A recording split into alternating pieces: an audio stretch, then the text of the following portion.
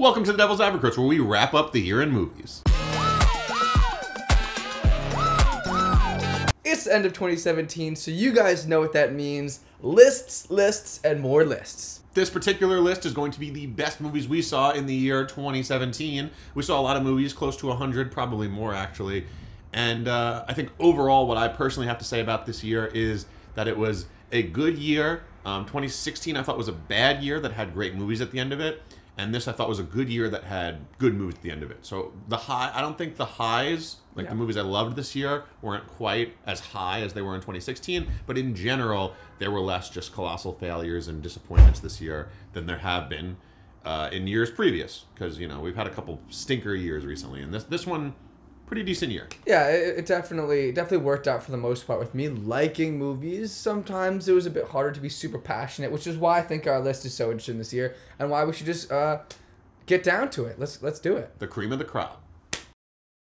Number 10 best movie we saw this year was Molly's Game. Aaron Sorkin, obviously a very famous writer. He's been writing TV shows and movies for decades now. This is his first time behind the camera directing something, and as a result, you get what you might expect, a super Sorkin-y feeling movie. He's got full control here, nobody reining him in, and as a result, you just get like kind of the smartest characters you've ever seen, that classic Sorkin dialogue, really fun pacing, a kind of great framework here, as he's known for, of cross-cutting between this character's legal trial and all the crazy poker stuff. It's just one of the most fun movies I saw this year, just like really engaging for 2.5 hours.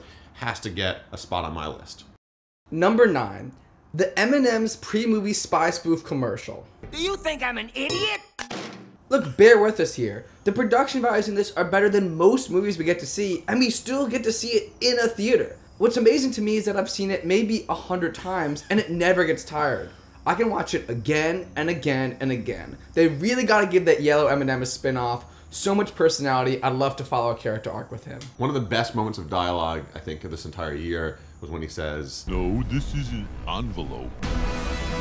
Number 8 best movie we saw this year was Coco. I don't know why they decided to call it Coco, but either way, I had a great time watching Olaf and his frozen friends sing and dance about Christmas for 30 minutes. Usually they play a short film before the Disney movies, but instead they started this weird Mexican short after Coco. I pieced out because I had to take a piss, but overall, great time at the movies. At number 7, let's talk about 20th Century Women.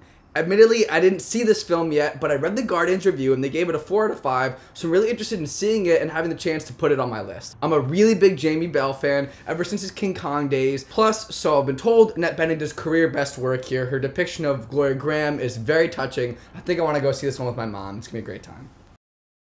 Number 6 best movie of the year was Phantom Thread. Phantom Thread's finely woven narrative is filled out beautifully by its humor, intoxicating romantic tension, and just career best committed performances by both Daniel Day-Lewis, the chameleon, and this newcomer Vicky Krieps, who's just equally as breathtaking. For number 5, we both really enjoyed watching Alexis Texas get by Ron Jeremy's big. I think this one was a streaming exclusive, but you guys should really check it out. Number 4 is Call Me By Your Post. This movie is anti-Nixon, pro-gay, and pro-black all around. Hell yeah. I also love that it took the time to praise women too. Don't worry, conservatives. Number 3 is for you. Kevin Sorbo. Number 2 is this video you're watching right now. Isn't it hilarious that we're making a fake comic top 10 list? Probably one of the more original ideas you've ever seen in your entire life. Probably the best content on YouTube available right now. Loved it. Definitely gets a spot on the list. And finally, the number 1 best movie of 2017 is Star Wars: The Last Jedi.